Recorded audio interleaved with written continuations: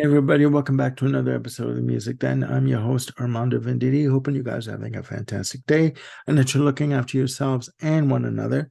In this episode of the Music Den, I'm going to be doing another installment of In the Spotlight. Now, this is where I take an album by a band. Either the album or the band are not that well known, and I basically give you some details about the band and the album, and give you insight as to what went into making the album, uh, singles that were released from the album.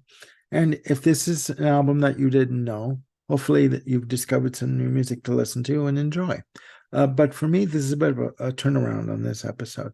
This is an album from a band that is very well known, been together since the early 80s, I believe 1980, and have made a name for themselves as one of heavy metal's best or beloved, most beloved bands. The group is Iron Maiden, and the album is Seventh Son of a Seventh Son.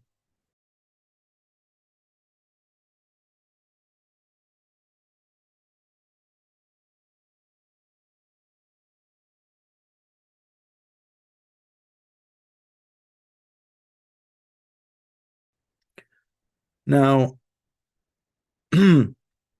this is Iron Maiden's seventh album, released on April 11th, 1988, through Capitol in North America and EMI in the UK. Produced by Martin Birch, who had produced the previous albums, Number of the Beast, etc. And it was a UK #1 album, rightfully so. And it reached number 12 in Canada and the US. This album is basically considered a concept album, depending on who you talk to in the band.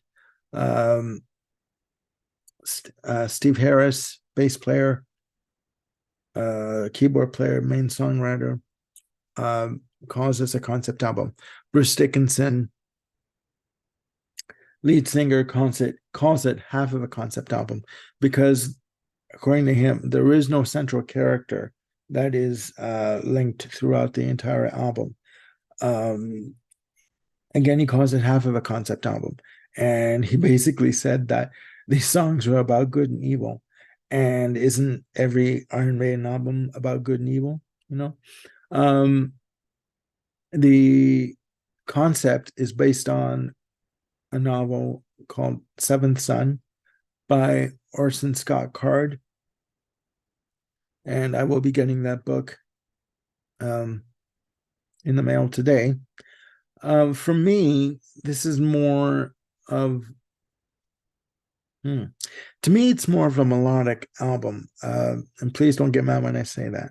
I know Iron Maiden, melodic, but it's true. This album, they used more keyboard passages, more synthesizer passages. Heavy is all get out. Heavy is all get out. I mean, Nico McBrain on drums. I mean, holy shit.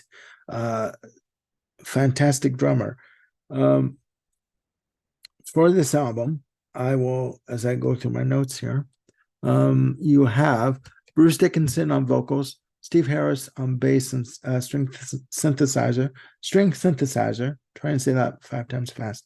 Dave Murray on guitars, Adrian Smith on guitars and synthesizer, and Nico McBrain, as I said, on drums. Okay. This album clocks in at 43 minutes and 51 seconds. So relatively long, average album length for the time. 8 tracks on the album. This is, people have called it more of, this is where Iron Maiden got into doing more progressive rock stuff, in terms of the arrangements, but really it's only on 1 track. And I'll get to that in a minute. The album is fantastic. Okay. I've always loved Bruce Dickinson's voice. He does fantastic work on this. Excellent harmony vocals, excellent punch to his vocals, fantastic, very powerful, dynamic delivery on his vocal range. The album starts off with Moonchild, and it has a very nice acoustic intro and on it, and fantastic keyboard passages on this, and good soloing. But what's predominant on this album is a lot of um, key and tempo changes. Like midway through every song, the drums kick in, and then you're off and running like crazy, right? And which is fine. I mean, that is what they chose to do, and I think it's great. Again, and the lead character on Moonchild is Lucifer, right? So good and evil, right? There you go. Next up is Infinite Dreams. What I like about um, Dave Murray and Adrian Smith together is that they do fantastic twin harmony guitar, either in soloing or just as an intro. You know, if you want to do like a nice slow guitar intro, which they do on this song, Infinite Dreams, they do it always do like a twin. I'm not sure if they're, and they may be very well double tracking their harmony parts, and that's fine because that just builds up in textures, right? But that's what you get on this track, and then the tempo changes and it goes, you know, fast tempo change on this, and it's great. And also, they do a lot of, as I said, good twin harmony guitar leads on this. Can I Play with Madness? Lead off single from in North America. I believe it was the lead off single in UK as well. I've always loved this song. I've known of this song since it came out. You know, it's one of the few songs from the album that I knew about. Good, straightforward rocker. You know, heavy guitars. Um, and then I like the fact that it changes tempo on the choruses. Okay, and it's bloody brilliant the way they do it. And I love Bruce Dickinson's twin harmony vocal on this because he obviously double tracks himself to give himself more depth in terms of the vocals on the harmony. Fantastic. Uh, the end of side one has the track "The Evil That Men Do," and again, good twin harmony guitars on the intro. Great fast-paced rhythm. There's a lot of good rhythm guitar, like fast-paced rhythm guitar that sort of carry the tracks from beginning to end on this album. Amazing, amazing. Title track is next. Really epic intro. The longest track in the album, I should say. 9 minutes and change, almost 10 minutes. Good. My notes say here, epic intro. Layers of lead and rhythm guitars, intertwining, overlapping one another. At 3 minutes and 52 seconds, the tempo changes, and this is something different for an Iron Maiden composition. Again, very intricate, very layered, very ornate in terms of the arrangements. You have choir voices in the breakdown section, multiple sections on this track. Fantastic, right? And this is considered their most progressive oriented, progressive rock track, progressive metal track on the album. The Prophecy is next, track number 6. Nice use. I mean, my notes here say, again, nice use of harmony guitar and keyboard. What I like too is they twin guitar line with the keyboard line on this track, and it's great. You know, and on on the outro, they fade out into a fantastic acoustic passage on the fade out. It's great. The next track is the another single from the album, The Clairvoyant. And what it's got to be said about Steve Harris, man. The way he plays, forgive me, I'm not a musician.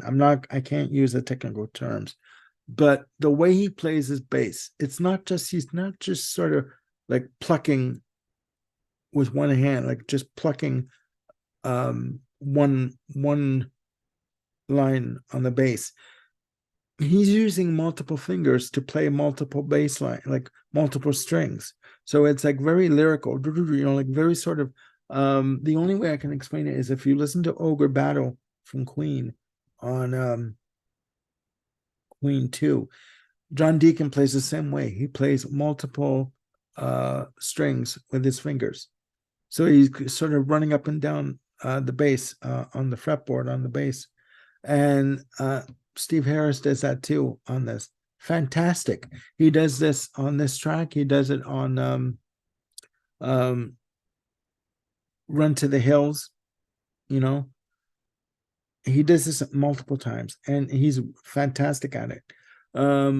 Again, the Clairvoyant, back to the Clairvoyant, again, good twin harmony guitar passages. That's what they usually do on this album. And I don't mean this when I say usually, it's not meant as a slight at all. They do a lot of twin harmony guitar passages on this and on these tracks. And there's a lot of good tempo changes in this track.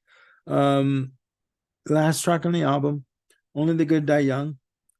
Fast-paced closing track from the beginning, like right from the beginning of the track.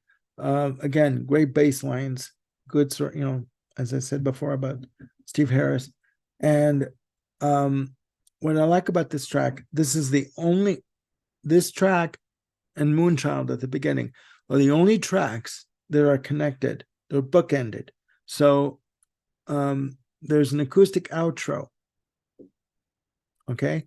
And you hear Bruce Dickinson singing as he was singing on Moonchild at the beginning on the outro, just sort of ending the track, right? And those two tracks bookend the album, and it's a good way to end the album, right? Again, for me, this album is fantastic, okay? And some people say that, if you want to get into Iron Maiden and get into their earlier catalog, like Number of the Beast, and those albums, Peace of Mind from '83, Power Slave, you should get those albums first and then get to this one, because this one's more intricate and more sort of technical. You know what?